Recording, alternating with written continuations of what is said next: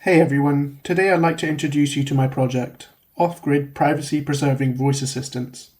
Over here we have our voice assistant, Nabu, which will communicate with the Home Assistant platform to control our IoT devices. Over here we have our few windows open. Over here is the Home Assistant platform, which shows all of our IoT devices, our to-do list, our calendar, and also any graphs relating to electric usage.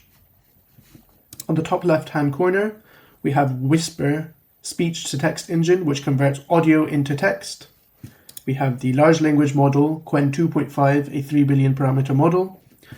And this is then passed on to Piper text-to-speech, which is not shown in any of these windows, but we will be able to see the CPU usage here because Piper is running on the CPU, whereas the Qwen 2.5 model and the Whisper model is running on the TPU, which we'll be able to see in the bottom right-hand corner.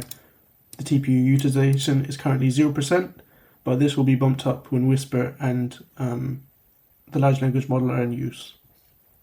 The large language model and Whisper models are loaded into memory, and we're currently only using 4 out of our 9.5 gigabytes available.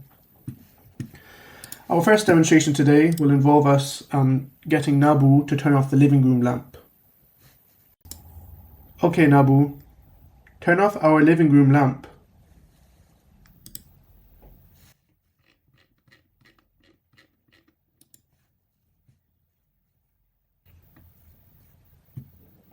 The living room lamp has been turned off. So as we can see over here, Nabu has successfully turned off our living room lamp. The Whisper speech-to-text engine has processed our audio successfully. This text is sent to the large language model, which first runs a function call to turn off the living room lamp, and then returns back a response. The living room lamp has been turned off. Next, we're going to run the command again, but I want you to focus on these two parameters. This window down here, which shows the Piper CPU usage, and also the TPU utilization. So firstly, look at the TPU utilization, and then the CPU usage.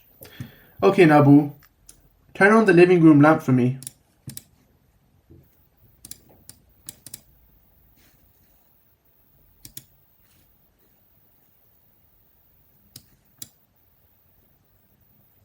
The living room lamp has been turned on. So as we saw there, the TPU utilization increased, and then our CPU usage momentarily bumped up.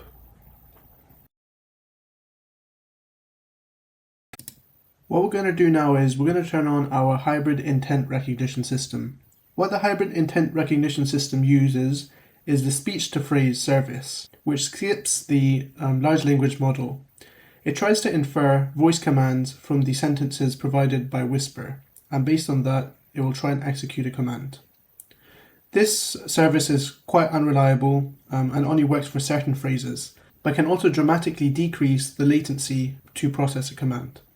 So we've turned on the hybrid classifier. Now what we're going to do is we're going to run the same exact command again. Okay, Nabu, turn on the living room lamp. Turn on the light. As we can see there, Nabu immediately processed the command, which is far quicker than going through the large language model. This hybrid classifier helps reduce latency for common used commands, but for more advanced commands, the large language model can take over.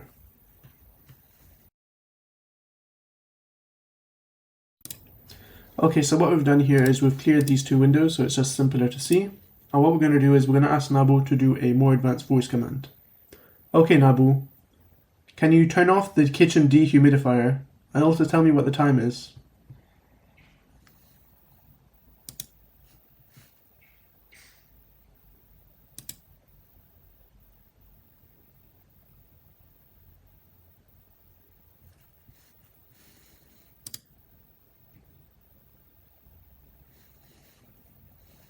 The kitchen dehumidifier is off.